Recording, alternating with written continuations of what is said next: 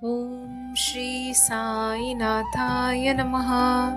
अध्याय 16 और 17। शीघ्र ब्रह्म ज्ञान की प्राप्ति, ब्रह्म ज्ञान की योग्यताएं, बाबा का उपदेश, बाबा का वैशिष्ट्य। इन दो अध्यायों में एक धनाशय ने किस प्रकार साईं बाबा से शीघ्र ब्रह्म ज्ञान प्राप्त करना चाहा था, इसका वर्णन है। पूर्व विषय।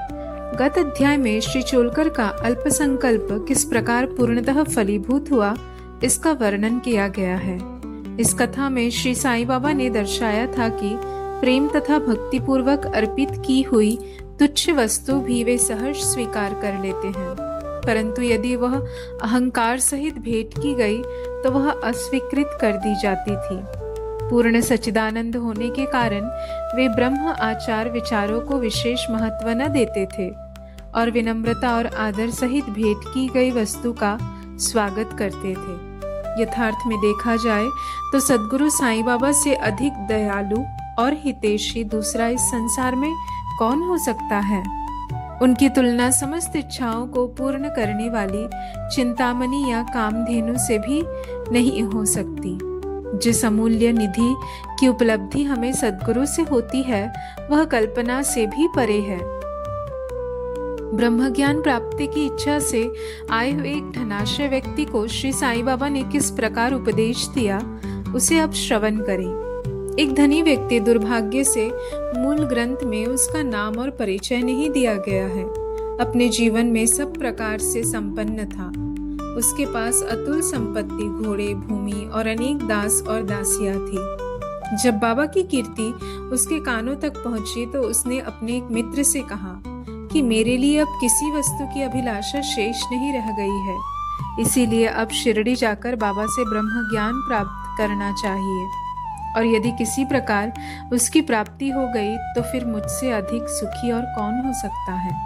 उनके मित्र ने उन्हें समझाया कि ब्रह्म ज्ञान की प्राप्ति सहज नहीं है, विशेषकर तुम जैसे मोहग्रस्त को जो सदैव स्त्री, संतान और द्रव्योपार्जन में ही फंसा रहता है।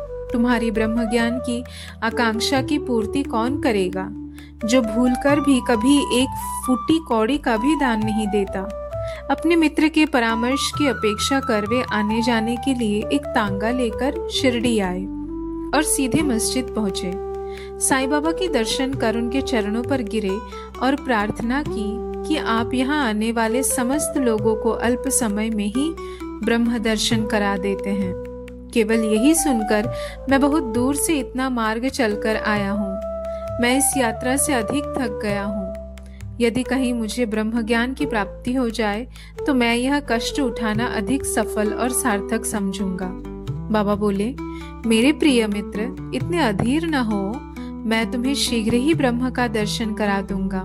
मेरे सब व्यवहार तो नगद ही है और मैं उधार कभी नहीं करता। इसी कारण अनेक लोग धन, स्वास्थ्य, शक्ति, मान, पद, आरोग्य तथा अन्य पदार्थों की इच्छा पूर्ति के हेतु मेरे समीप आते हैं। ऐसा तो कोई विरला ही आता है जो ब्रह्म ज्ञान का पिपासु हो। भौतिक पदार्थों की अभिलाषा से यहाँ आने वाले लोगों का कोई अभाव नहीं, परंतु आध्यात्मिक जिज्ञासुओं का आगमन बहुत ही दुर्लभ है। मैं सोचता हूँ कि यह क्षण मेरे लिए बहुत ही धन्य तथा शुभ है। जब आप सरीखे महानुभव यहाँ पधार कर मुझे ब्रह्म ज्ञान देने के लिए जोर दे रहे हैं, मैं सहर्ष आपको ब्रह्म दर्शन करा दूंगा। यह कहकर बाबा ने उन्हें ब्रह्म दर्शन कराने के हेतु अपने पास बिठा लिया और इधर उधर की चर्चाओं में लगा दिया, जिससे कुछ समय के लिए वे अपना प्रश्न भूल गए। उन्होंने एक बालक को बुलाकर नंदू माड़वारी के यहाँ से 5 रुपए उधार लाने को भेजा। लड़के ने वापस आकर बतलाया कि नंदू का तो कोई पता नहीं है और उसके घर पर ताला पड़ा है। फिर बाबा ने उसे दूसरे व्यापारी के यहाँ भेजा। इस बार भी लड़का रुपए लाने में असफल ही रहा। इस प्रयोग का 2-3 बार दोहराने पर भी उसका परिणाम पूर्ववत ही निकला। हमें ज्ञात ही है कि बाबा स्वयं सगुण ब्रह्म के अवतार थे। यहाँ प्रश्न हो सकता है कि इस 5 रुपए सरीखी तुच्छ राशि की यथार्थ में उन्हें आवश्यकता ही क्या थी। उन्हें बिल्कुल आवश्यकता ही न थी। वे तो पूर्ण रीति से जानते होंगे कि नंदू घर पर नहीं है। यह नाटक तो उन्होंने केवल अन्वेषक के परिशार्थ ही रचा था। ब्रह्म जिज्ञासु महाशय जी के पास नोटों की गड्डियां थी, और यदि वे सचमुच ही ब्रह्म ज्ञान के आकांक्षी होते तो इतने समय तक शांत न बैठते। जब बाबा व्यग्रता पूर्वक 5 रुपए उधार लाने के लिए बालक को यहाँ वहां दौड़ा रहे थे तो वे दर्शक बने ही न बैठे रहते। वे जानते थे कि बाबा अपने वचन पूर्ण कर ऋण अवश्य चुकाएंगे। यद्यपि बाबा द्वारा इच्छित राशि बहुत ही अल्प थी, फिर भी वह स्वयं संकल्प करने में असमर्थ ही रहा और 5 रुपए उधार देने तक का साहस न कर सका। पाठक थोड़ा विचार करे कि ऐसा व्यक्ति बाबा से ब्रह्म ज्ञान, जो विश्व की अति श्रेष्ठ वस्तु है, उसकी प्राप्ति के लिए आया है। यदि बाबा से सचमुच प्रेम करने वाला अन्य कोई व्यक्ति होता तो वह केवल दर्शक न बनकर तुरंत ही 5 रुपए दे देता, परंतु इन महाशय की दशा तो बिल्कुल ही विपरीत थी। उन्होंने न रुपये दिए और न शांत ही बैठे, वरन वापस जल्द लौटने की तैयारी करने लगे और अधीर होकर बाबा से बोले कि अरे बाबा, कृपया मुझे शीघ्र ब्रह्म ज्ञान दो। बाबा ने उत्तर दिया कि मेरे प्यारे मित्र, क्या इस नाटक से तुम्हारी समझ में कुछ नहीं आया? मैं तुम्हें ब्रह्म दर्शन कराने का ही तो प्रयत्न कर रहा था। संक्षेप में तात्पर्य यह है कि ब्रह्म का दर्शन करने के लिए 5 वस्तुओं का त्याग करना पड़ता है। पहला 5 प्राण, दूसरा 5 इंद्रियां, तीसरा मन, चौथा बुद्धि तथा 5वां अहंकार। यह हुआ ब्रह्म ज्ञान। आत्मानुभूति का मार्ग भी उसी प्रकार है जिस प्रकार तलवार की धार पर। श्री साईं बाबा ने फिर इस विषय पर विस्तृत वक्तव्य दिया, जिसका सारांश यह है। ब्रह्म ज्ञान या आत्मानुभूति की योग्यताएं। सामान्य मनुष्यों को प्रायः अपने जीवन काल में ब्रह्म के दर्शन नहीं होते। उसकी प्राप्ति के लिए कुछ योग्यताओं का भी होना नितांत आवश्यक है। पहला, मुमुक्षत्व, मुक्ति की तीव्र उत्कंठा। जो सोचता है कि मैं बंधन में हूँ और इस बंधन से मुक्त होना चाहे, तो इस ध्येय की प्राप्ति के लिए उत्सुकता और दृढ़ संकल्प से प्रयत्न करता रहे तथा प्रत्येक परिस्थिति का सामना करने को तैयार रहे, वही इस आध्यात्मिक मार्ग पर चलने योग्य है। दूसरा, विरक्ति, लोक परलोक के समस्त पदार्थों से उदासीनता का भाव। ऐहिक वस्तुएं, लाभ और प्रतिष्ठा जो कि कर्मजन्य है, जब तक इनसे उदासीनता उत्पन्न न होगी तब तक उसे आध्यात्मिक जगत में प्रवेश करने का अधिकार नहीं। तीसरा, अंतर्मुखता। ईश्वर ने हमारी इंद्रियों की रचना ऐसी की है कि उनकी स्वाभाविक वृत्ति सदैव बाहर की ओर आकृष्ट करती है। हमें सदैव बाहर का ही ध्यान रहता है, न कि अंतर का। जो आत्मदर्शन और दैविक जीवन के इच्छुक है, उन्हें अपनी दृष्टि अंतर्मुखी बनाकर अपने आप में ही लीन होना चाहिए। पाप शुद्धि। जब तक मनुष्य दुष्टता त्याग कर दुष्कर्म करना नहीं छोड़ता, तब तक ना तो उसे पूर्ण शांति ही मिलती है और न मन ही स्थिर होता है। वह मात्र बुद्धि बल द्वारा ज्ञान लाभ कदापि नहीं कर सकता। पांचवा, उचित आचरण। जब तक मनुष्य सत्यवादी, त्यागी और अंतर्मुखी बनकर ब्रह्मचर्य व्रत का पालन करते हुए जीवन व्यतीत नहीं कर, तब तक उसे आत्मोपलब्धि संभव नहीं। छठा, सारवस्तु ग्रहण करना। 2 प्रकार की वस्तुएं हैं, नित्य और अनित्य। पहली आध्यात्मिक विषयों से संबंधित है तथा दूसरी सांसारिक विषयों से। मनुष्य को इन दोनों का सामना करना पड़ता है। उस विवेक द्वारा किसी एक का चुनाव करना पड़ता है।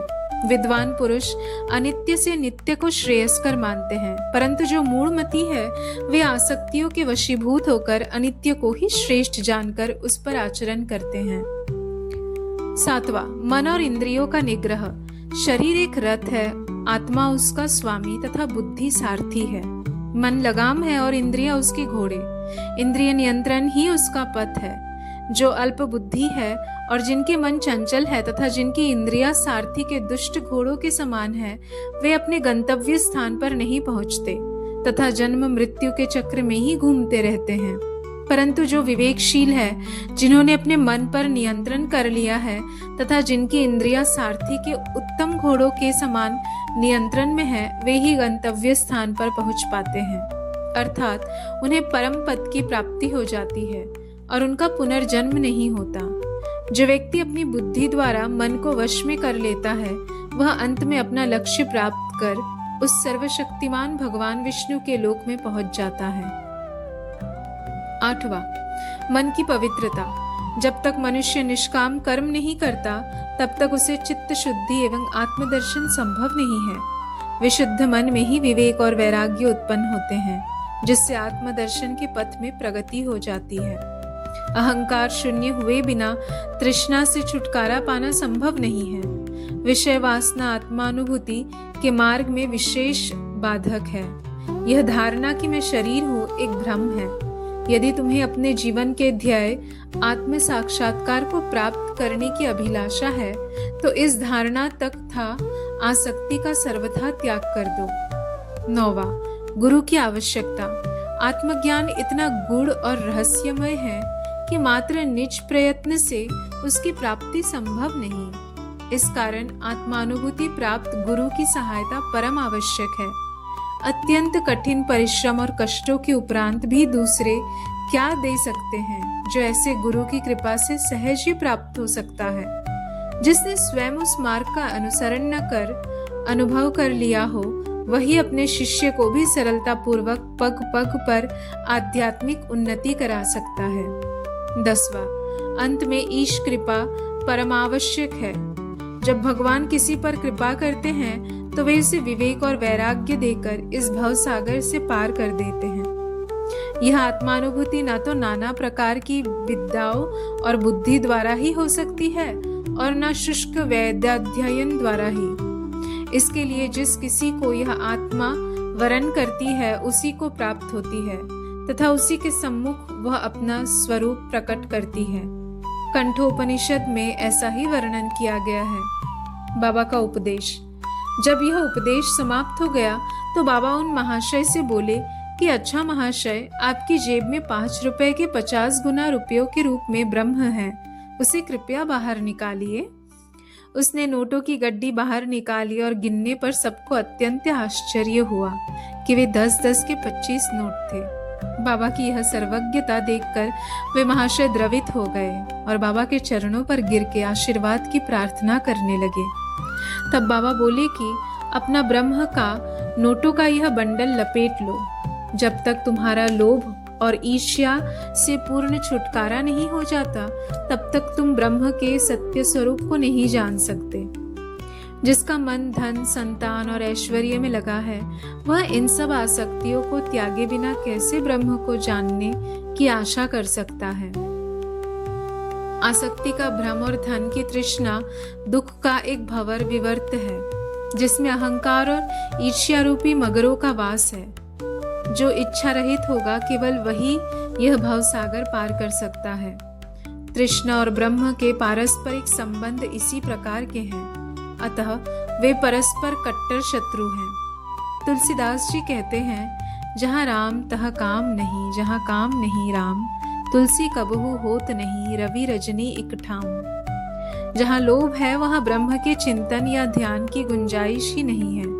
फिर लोभी पुरुष को विरक्ति और मोक्ष की प्राप्ति कैसे हो सकती है। लालची पुरुष को ना तो शांति है और ना संतोष ही, और ना वह दृढ़ निश्चय ही होती है। यदि कण मात्र भी लोभ मन में शेष रह जाए तो समझना चाहिए कि सब साधनाएं व्यर्थ हो गई। एक उत्तम साधक यदि फल प्राप्ति की इच्छा या अपने कर्तव्यों का प्रतिफल पाने की भावना से मुक्ति नहीं है और यदि उनके प्रति उसमें अरुचि उत्पन्न न हो तो सब कुछ व्यर्थ ही हुआ। अब आत्मानुभूति प्राप्त करने में सफल नहीं हो सकता। जो अहंकारी तथा सदैव विषय चिंतन में रत हुए उन पर गुरु के उपदेशों तथा शिक्षा का कोई प्रभाव नहीं पड़ता। अतः मन की पवित्रता अत्यंत आवश्यक है, क्योंकि उसके बिना आध्यात्मिक साधनाओं का कोई महत्व नहीं तथा वह निरादंभ ही है। इसीलिए श्रेयस्कर यही है कि जिसे जो मार्ग बुद्धिगम्य हो वह उसे ही अपनाए। मेरा खजाना पूर्ण है और मैं प्रत्येक की इच्छा अनुसार उसकी पूर्ति कर सकता हूँ, परंतु मुझे पात्र की योग्यता अयोग्यता का भी ध्यान रखना पड़ता है। जो कुछ मैं कह रहा हूँ यदि तुम उसे एकाग्र होकर सुनोगे तो तुम्हें निश्चय ही लाभ होगा। इस मस्जिद में बैठकर मैं कभी असत्य भाषण नहीं करता। जब घर में किसी अतिथि को निमंत्रण दिया जाता है तो उसके साथ परिवार, अन्य मित्र और संबंधी आदि भी भोजन करने के लिए आमंत्रित किए जाते हैं। बाबा द्वारा धनी महाशय को दिए गए इस ज्ञान भोज में मस्जिद में उपस्थित सभी जन सम्मिलित थे। बाबा का आशीर्वाद प्राप्त कर सभी लोग उन धनी महाशय के साथ हर्ष और संतोषपूर्वक अपने अपने घरों को लौट गए। बाबा का वैशिष्ट्य। ऐसे संत अनेक हैं जो घर त्याग कर जंगल की गुफाओं या झोपड़ियों में एकांतवास करते हुए अपनी मुक्ति या मोक्ष प्राप्ति का प्रयत्न करते रहते हैं। वे दूसरों की किंचित मात्र भी अपेक्षा न कर सदा धनास्थ्य रहते थे। श्री साईं बाबा इस प्रकृति के न थे। यद्यपि उनके कोई घर द्वार, स्त्री और संतान समीप या दूर के संबंधी न थे, फिर भी वे संसार में ही रहते थे। वे केवल 4-5 घरों से भिक्षा लेकर सदा नीम वृक्ष के नीचे निवास करते तथा समस्त सांसारिक व्यवहार करते रहते। इस विश्व में रहकर किस प्रकार आचरण करना चाहिए उनकी भी वे शिक्षा देते थे। ऐसे साधु या संत प्रायः विरले ही होते हैं जो स्वयं भगवत प्राप्ति के पश्चात लोगों के कल्याणार्थ प्रयत्न करें। श्री साईं बाबा इन सब में अग्रणीय थे। इसीलिए हेमठ पंत कहते हैं, वह देश धन्य है, वह कुटुंब धन्य है तथा वे माता पिता धन्य है, जहाँ साईं बाबा के रूप में यह असाधारण परम श्रेष्ठ अनमोल विशुद्ध रत्न उत्पन्न हुआ। श्री सद्गुरु साईनाथार्पणमस्तु। शुभम भवतु।